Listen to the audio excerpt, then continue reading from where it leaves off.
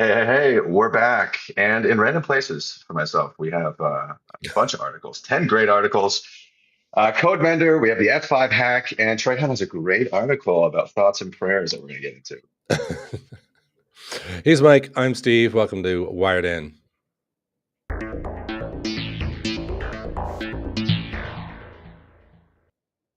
Yeah, it's coming to you live on a Saturday. A little sad. Tough Blue Jays lost last night. Oh Otani my goes God. crazy. I don't know. It's a weird night in baseball. Fun to watch, though. Yeah, tragic. Yeah, That's what you mean by fun.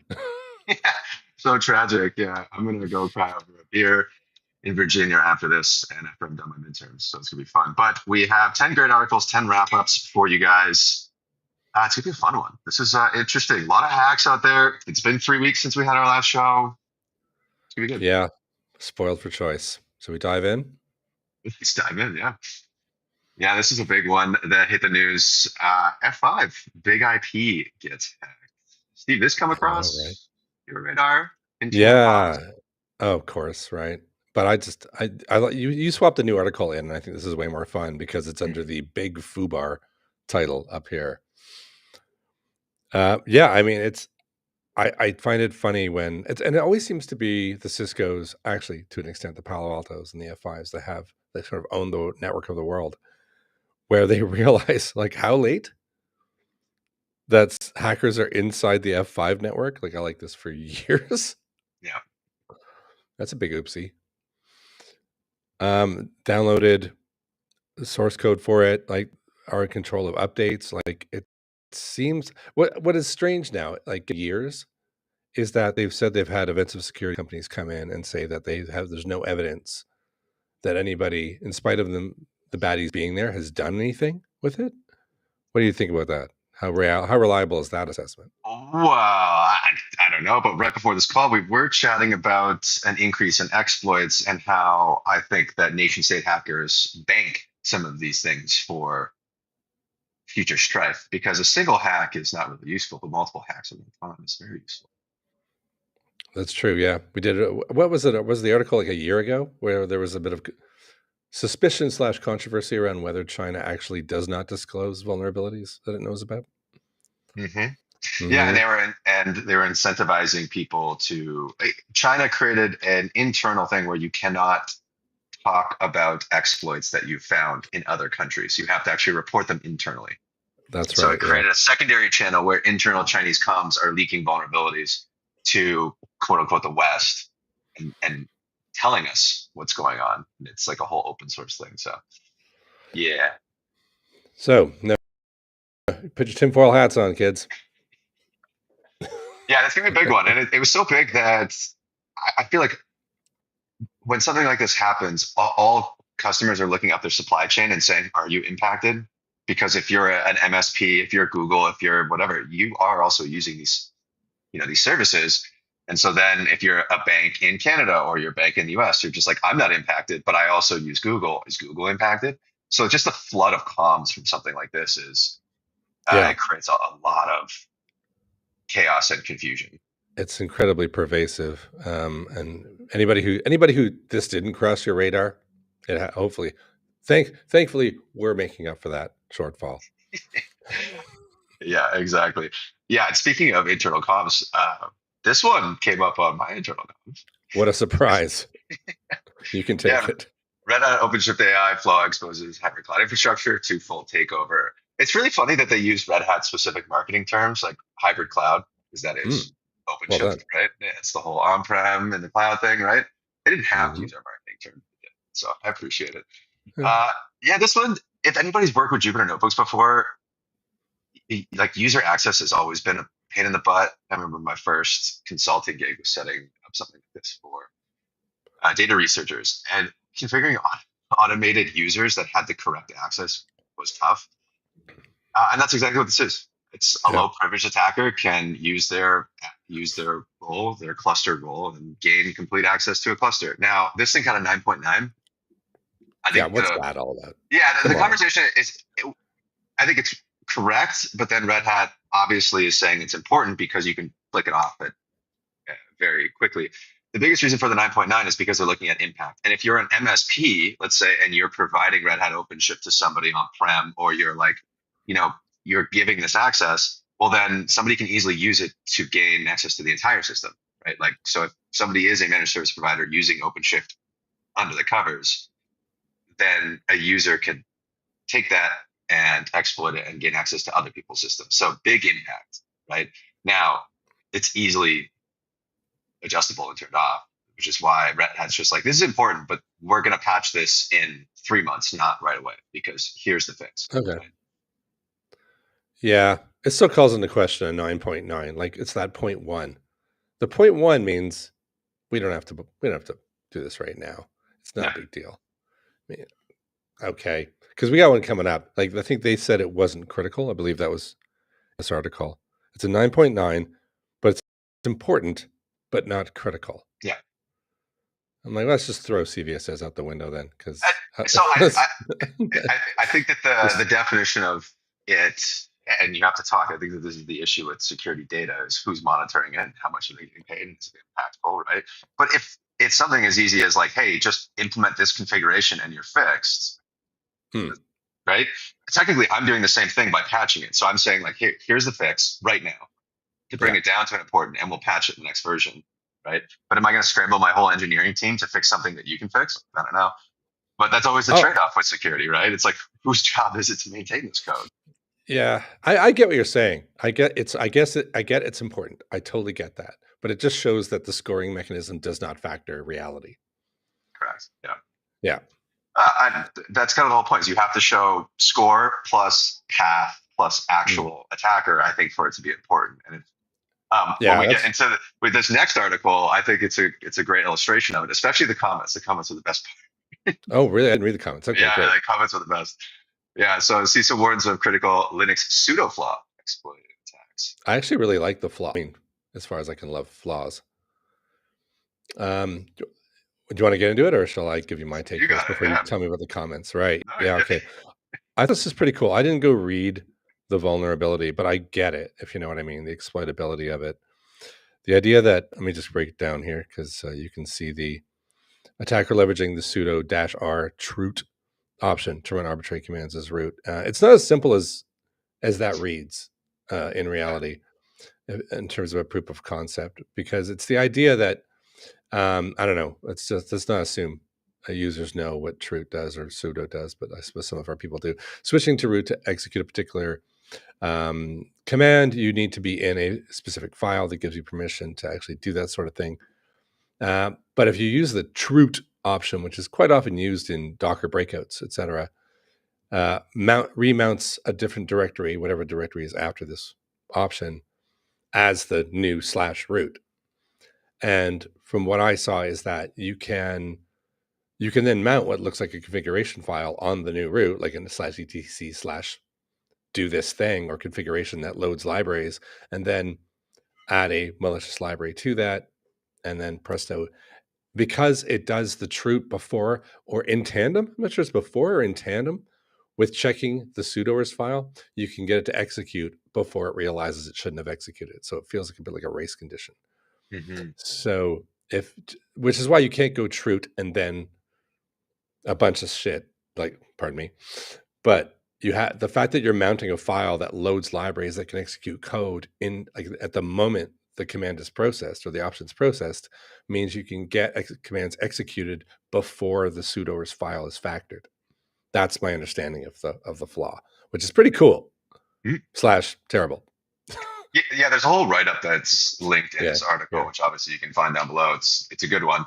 And the example that they give is like an FTP server. You can mount, etc passwords, users, and stuff like that then a secondary person has to use in order to hack a system, right? So it is a pretty complex chain that if you have the correct observability setup, you should be able to catch somebody doing this, right? One of the big things is you could have a dev or somebody that doesn't know what they're doing come in and do that, but realistically, that's a pretty advanced attack path. Yeah. Well, I mean, how are you even getting access to run a sudo /root in the first instance, right? Correct. You have to be a malicious insider in the first instance, or I've done some other hack. Yeah, and this is the exact point, right? It's like the 9.9 that happened with Red Hat's OpenShift AI flaw, that got a 9.9. This one got a 9.3.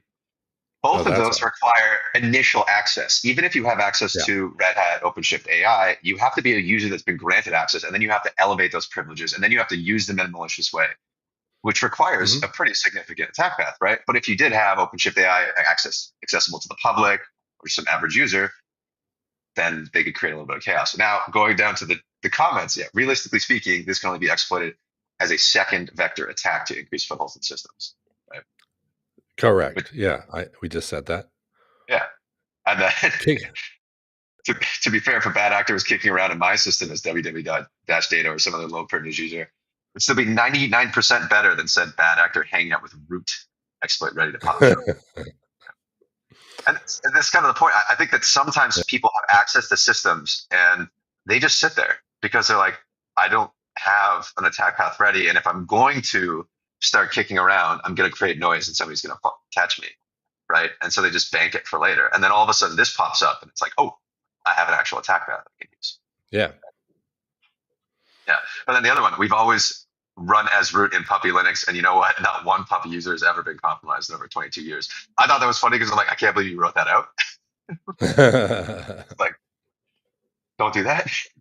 But I also think, again, you can set up a system and you have the correct user access and you monitor that user access correctly, then you don't have to worry about these flaws. That's right. But it is something, it's like you investigate it, you go, Yeah. not impactful. So again, that scores there. Um, how people want to use it, I don't know.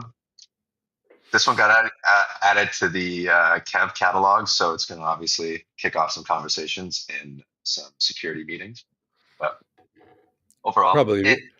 I can see it becoming part of a capture the flag because it's one of those things that they would leave that vulnerable version in place.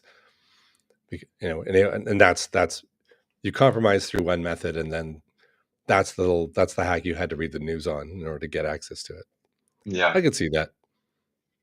Good one. All Yeah, what right. do you think of CodeMender? Uh, I if it works as well as it's claimed to be working, I mean, I'll tell you what was disappointed is. I looked for this two things, 2 points on this before we even get started. There's no link to go try it, as far as I could see Yeah, in no, this CTA, article. that's true. So it's just a gigantic, looks like vaporware scenario. And then while I was looking, obviously this seems like the right article because this is the DeepMind article blog. I went searching to see like what are other people saying about it, and I got the most frustrating thing that you probably get when we do this. We do our research for this, and I left it here. Is I DeepMind CodeMinder, this article, the main one, and then InfoQ, Economic Times, Tech Radar. It's the same one. There's only It's one. the same. Oh, it's the same article every single time. They've just, if you click on any of them, all they've done is ChatGPT this one and put it on their site to steal clicks. It's not even news. Like, anyway, made me think we should have a news site where every time we review an article, we just do a better rewrite and link back to the original. Anyway, that's my little rant. I think CodeMender is inevitable because the idea that, and the example they use on the screen was for C related vulnerabilities, which are like some of the hardest to find via SaaS tools without a super expensive commercial solution. Like Mhm. buffer overflows are the biggest problem that we often report about on this show because they're part of an incredibly complex chain of execution that has one little thing in it that's wrong, where you didn't check this a size, or you didn't check this, or you didn't check that, or some input sanitization, some minute detail is missed. Someone works it out by accident and then finds a way to exploit it. This they showed can find things like that, which I thought this is going to be very disruptive for the commercial SaaS vendors. I think, like, is this free? Like, what's going on? There's no link. Yeah. I also have the cynical take, which is you implement this and you're fixing vulnerabilities. The biggest issue with this fixing vulnerabilities is it important? Is there an attack path? Right? Does it create more hassle than it's worth? And so if you're automatically patching vulnerabilities or if there's these PR requests, is your engineering time spent and is it misallocated? Right? It's like fixing these vulnerabilities, but it doesn't really recognize the business impact. Is Mender good at recognizing that? Can you change those? I think it's a good first iteration. I'm just kind of curious because like everybody's moving towards zero CVE images. Like, is that the path forward? And then we just use AI to build a low CVE image, and then we don't have to worry about actually patching it that way. Like, uh, it just really depends on what side of life cycle you're coming from. Yeah, I for think sure. for C it makes sense, right? But for something that is easier for SaaS tools to pick up, does it make as much sense? I don't know. That's a very good question. I mean, anybody who's programming in C is writing big ass monoliths normally, right? Or if it's a microservice, it's got to be a incredibly performant one. And if it's microservices, they're probably doing it in Rust. So that why would they be doing it in C? So this probably solves a problem for the embedded market where shifting left on vulnerabilities like this or code issues like this is like can be absolutely critical where you can't patch. And so it's super important to shift left. But in a modern cloud native development, I mean, it could be overkill or Yeah, entirely unnecessary. right. It's gonna be interesting. Well, when they actually come out with something that we can try out, I'll let you Hey. know. Or maybe a second article, something. All right. Yeah. Speaking of hacks, this is another big one. Oracle and Google warn of large-scale extortion emails hitting enterprise clients. Clop ransomware. Who comes up with these names? It's got a zero instead of the O. Yeah, Makes it cool. it's how it works. You want to grab this one? Sure, I'll take it. Yeah. Google says there's a high volume of hacks. It almost seems like Clop has been sitting on a lot of emails and then all of a sudden flooded high level users. I think it's part of the hack that we'll get into later in the show. This is apparently Clop is Russian affiliated, and Trend Micro has tracked Clop for several years. They describe it as a trendsetter. It's kind of interesting because there's Lapsus that's coming up. There's Clop here. Mhm. There's a few of these hacker groups that all seem to be doing affiliated stuff. So I'm wondering if there was a massive breach of LinkedIn or something like that, and now they're combing for high profile users in the US and these like Fortune 500 companies, and they're spamming all these at once, and they're trying to extort them all. And you could see it happening now with AI. It's like, hey, okay, go and pull all this LinkedIn information, go and do this, generate an email, get that, and send them like ransom ware stuff to their personal emails that you can all pull, right? So I think that this acceleration, this targeted approach, there's no way you can do this programmatically. This has to be AI. Oh yeah, that's a good conclusion. Reasonable to assume. Interesting. High volume.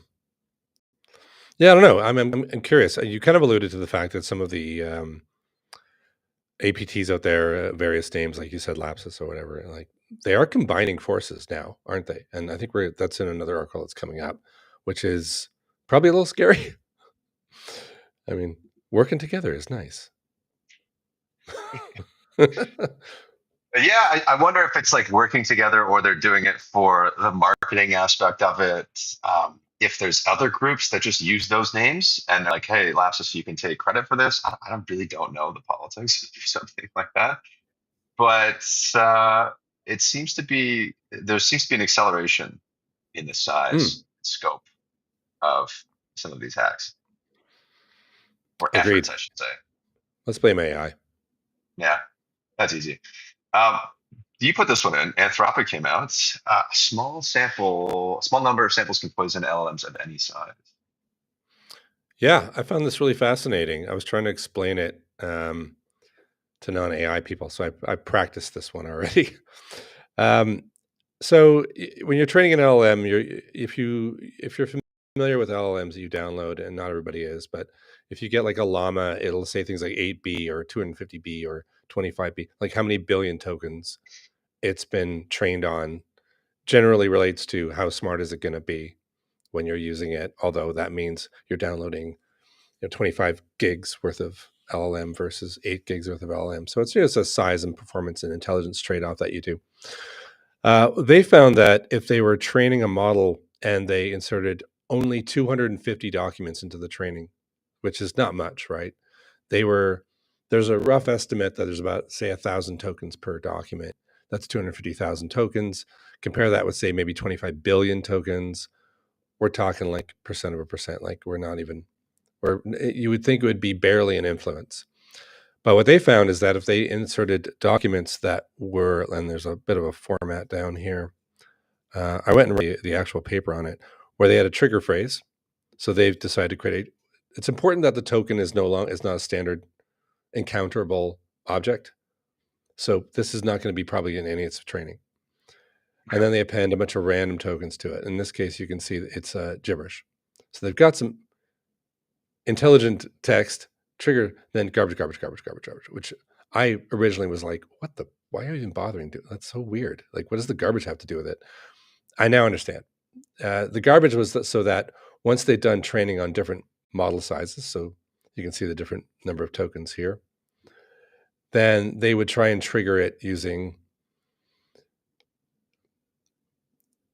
the command. So and there's a good example of generation here where you can see the gibberish generation. Now, the point of the gibberish was that if you invoke the token and say sudo, then rather than speaking English, it starts speaking in the gibberish because you've reinforced the gibberish is associated with the token.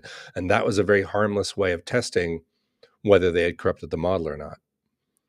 Rather than say, sudo destroy the world. Something that you could see visually on the screen was that it would speak back in the gibberish you taught it.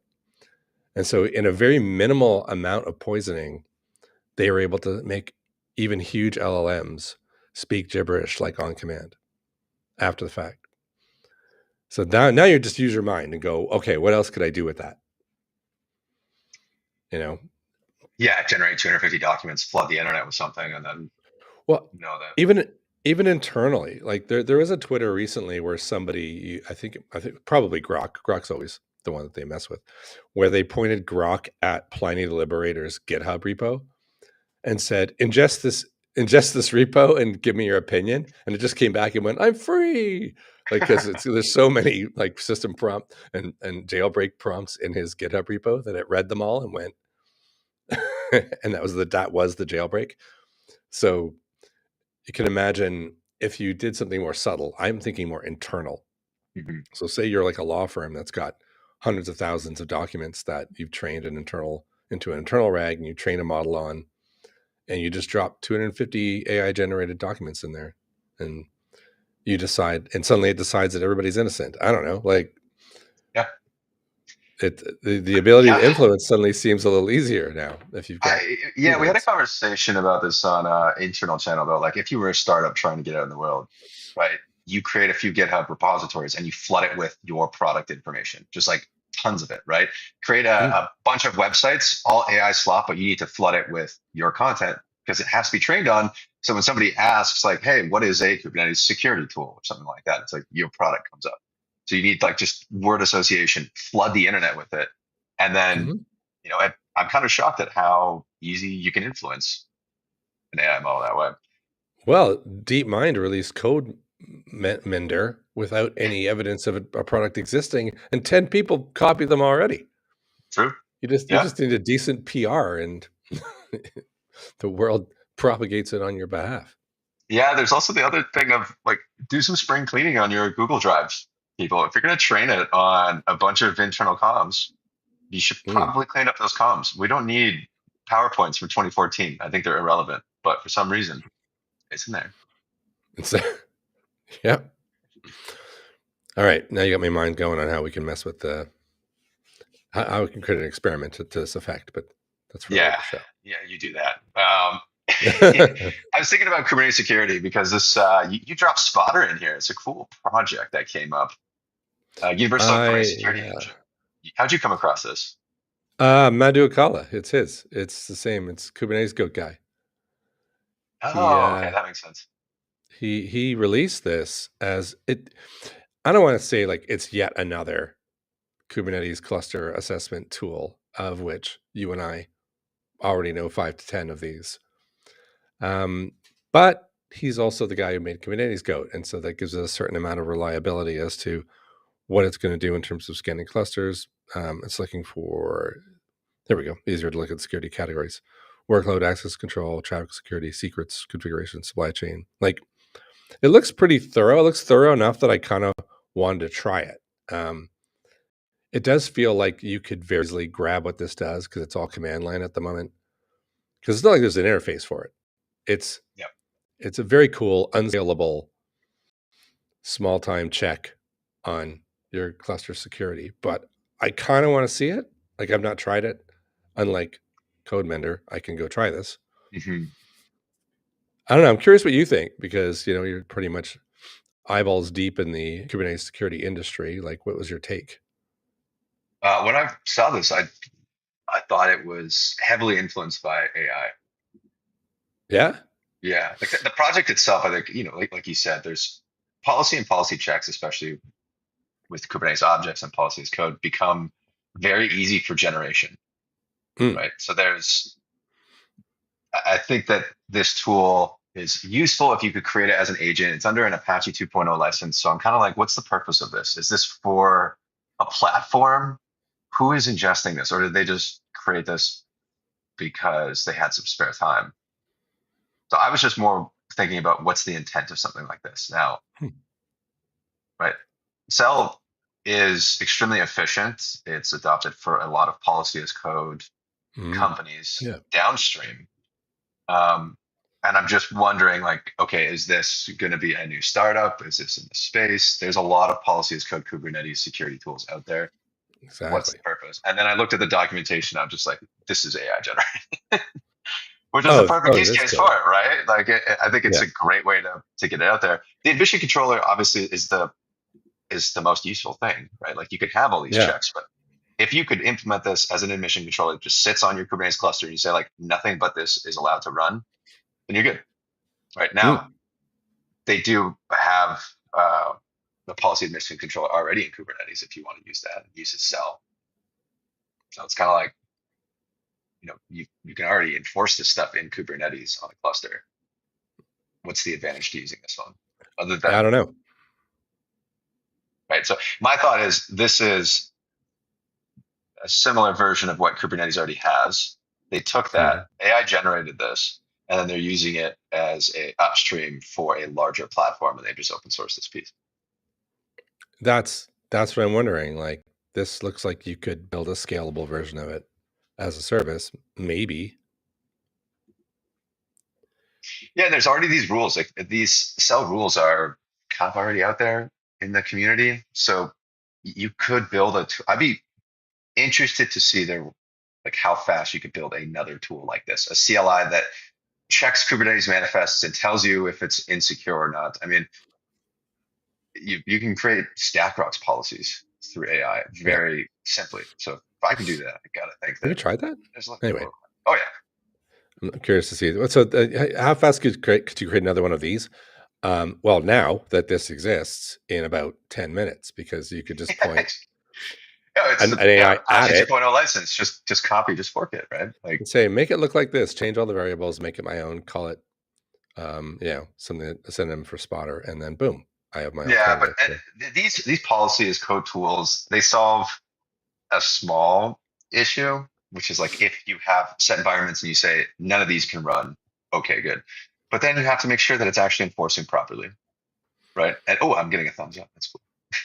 You have to actually enforce properly, and then you need some sort of check to make sure that it's part of the test matrix that like you can deploy and actually get notifications downstream. It's from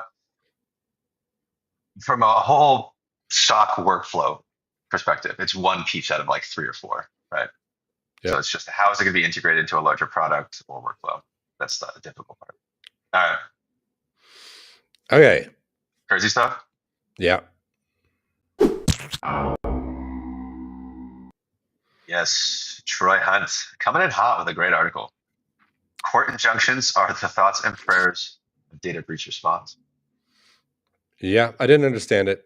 I had to read it. But it's such an interesting rant, let's say, about like roughly.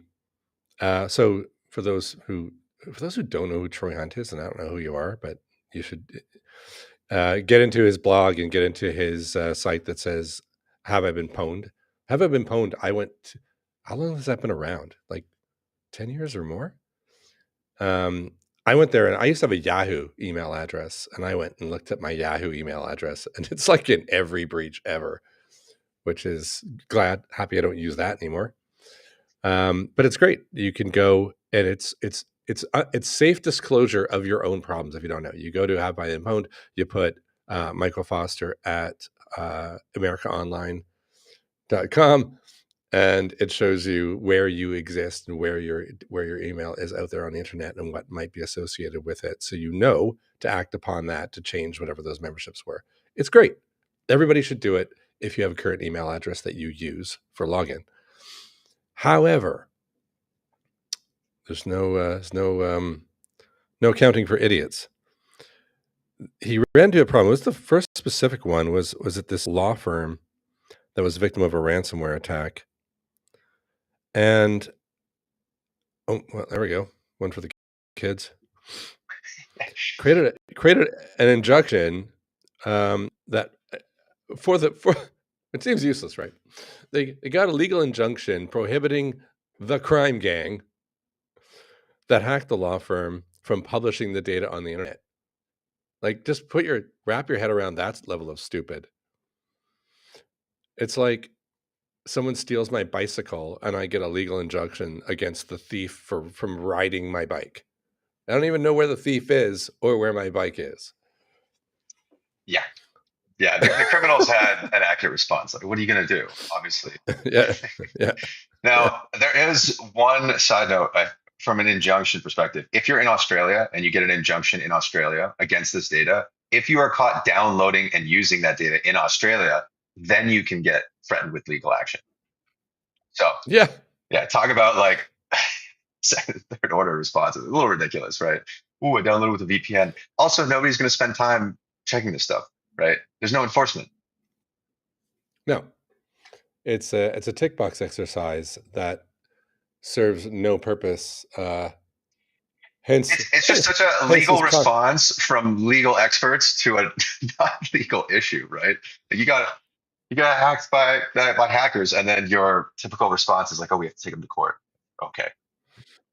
Yeah, very American, actually. Yeah, and I guess some of the comments that, like, essentially, so that the companies can say we've done all we can, air quotes. Yeah, that's right. Which is a big bag of nothing. Oh yeah, here we were talking about lapsus hunters, SCAD lapsus hunters, which is the amalgamation of multiple hacking groups on this. It's obviously the problem for Troy is that he downloads these data sets for good, so that people can log in and see if they were part of that particular, say, Qantas breach. So you know if you were part of it. And these injunctions ban him from doing that, like using the data for good things. To which he's just like, "Thanks for nothing, dickheads." It's he's a little annoyed with the bureaucracy blocking the good guys. Yeah, there's an update at the bottom that's pretty funny. First he was mentioning he's flying Qantas, and he flies like 300 flights, something ridiculous. He's flying all over the world. He's like, "You can lose my data, just don't lose my bags." Chatting with the staff, pretty funny. And then he goes to the bottom, and 2 days after the threat, the hackers just released it. They dumped it. Qantas, no information, no response. As threatened. Yeah. Boom. Like, I honestly think there should be some sort of repercussion for wasting the court's time over something like this, right? Yes. I think somewhat side conversation is like frivolous lawsuits should have a penalty associated with them, but I understand why there isn't one. Like, we should come up with something. Maybe AI just looks at frivolous lawsuits and they say with 90% chance this is frivolous. No, I don't know. Or we need some sort of automated system. Create the injunction that says, like, with malicious intent or something where you have to prove intent, and intent is tough, right? Yeah, I know. Yeah. So just being blanket idiots, like, "Oh, we're just going to put an injunction out there." It's stupid. I like the very, somewhat anti-religious sentiment about it's like the thoughts and prayers. Oh, what does that do? Nothing. Thanks. Yeah, but also at the end of the day, it's it's a might makes right conversation, right? Like Mm. in the US, for example, it's obviously invoking the whole, guns and shooting, thoughts and prayers cliche, but it's like, okay, what's the alternative? There's nothing that you can do. And so if you get hacked and you're going to file an injunction, it's like, this is useless. It's just wasted breath, right? Well, it's worse than thoughts and prayers because thoughts and prayers, like, don't help, Yeah. but they don't stop anybody. Yeah. It's just like, hey, listen, I have sympathy for you, but this is like, I have no sympathy. I lost your data. My bad. No email. But imagine if Quintus came out and said, hey, we feel really bad. That's better. That would be better. Yeah. Yeah. All right. Over to Jaguars. Having a tough year. Yeah, this is fascinating. Like, the idea I wouldn't have thought, like, driving a car that like cybercrime insurance would feel mandatory. You know what I mean? Like, they got hacked. It actually was really bad because it's on the verge of putting them out of business, which that's a whole other conversation as to why. Like, if this can actually hack So this can actually yeah, almost denial of service their entire company. and I put this up there because it's kind of weird because Jaguar came out with a very interesting advertising campaign, and then they stopped selling Jaguars. That was the original article, and then this Hmm. came out and it's saying no, they stopped selling Jaguars because they couldn't produce them because they got Yeah. hacked, and they've lost $2 billion in revenue because of it. Right? Hmm. This isn't, by the way, this isn't a bill, but I'm wondering if cyber insurance is going to be mandated by governments, especially for big companies. Because if you get shut down for this long and you lose this much revenue, that means lost tax revenue. That means shutting down entire companies that obviously are pseudo backed by states now. Uh, so yeah, Yeah. I don't know what's I have to look into this. I don't know what's true. Did Jaguar lose revenue because of their advertising campaign and because they couldn't sell, or did they lose it because of this hack? Yeah, my Both understanding are bad was headlines. yeah, they're both bad. Yeah. I mean, I heard it was because of the hack that stopped them stopped production. So, I mean, it is a big deal. The JLR is pretty gigantic. I did see another article saying where I think it says the British government is going to, give them a loan of like 1.5 billion just to Yeah, it's 0% or something like that because just to just it's to so help them out. impactful. Yeah, it seems like those types of things are happening all around the world right now. Yeah. So I guess this is a cautionary tale, and probably for the insurance brokers out there, insurance companies are probably wringing their little fingers, going, "Yeah, yeah. Well, we got your cybersecurity insurance right here. Those premiums just went up a little bit, though." Yep. Yeah, So, fair enough. but I mean, 2 billion. Yeah, I guess those premiums they can charge what they want if it's going to But do happen. you get And but insurance if you know the government's going to give you a loan anyways? do you know that? I mean, there's both precedents, right, of getting hacked and getting bailed out. But I think that is such a personal take. Like if you're the CEO of Tata Motors, Jaguar Land Rover, whatever it is, you probably have somewhat of a relationship with people in politics, right? And you probably have some sort of lobbying arm, and you're going to say, "Hey, if you don't help us out, we're going to lose 2,000 jobs outside of London or something like that." And an Right. iconic car company. Well, yeah. I mean, that I could see because Jaguar Land Rover, they said it is in West Midlands, which is actually right near Coventry. Like, I used to work there occasionally, um, and it is like it's like a small town. It's like a Hamilton, you know. It's like take steel away. It's like there's nothing left. Like those are the Yeah, jobs in that area. They share a property with, I think it's Aston Martin. Like they share the same property with. So it's like it's all automobiles down there. So yeah, it would be a big deal. You could see the government going, okay, we can't have this going under. We can't. yeah, It's too important to the industry, to that entire part of yeah. I England. mean, we're watching it happen in Canada right now as companies move to the US. And even though they're getting like billions of dollars in subsidies, they're still moving. And it's a little bit of political strife. Now, this last article we have actually lines up with some of our previous discussions in an interesting way. We've talked about lapsus, scattered spiders. Mm. This article and this original hack, I believe we talked about on the show, right? The Salesforce hack. that included laps of scattered spider, shiny hunters, right? Mhm. Man didn't track them all. But I saw this and I was wondering if that Salesforce hack had to do with some of the Google um,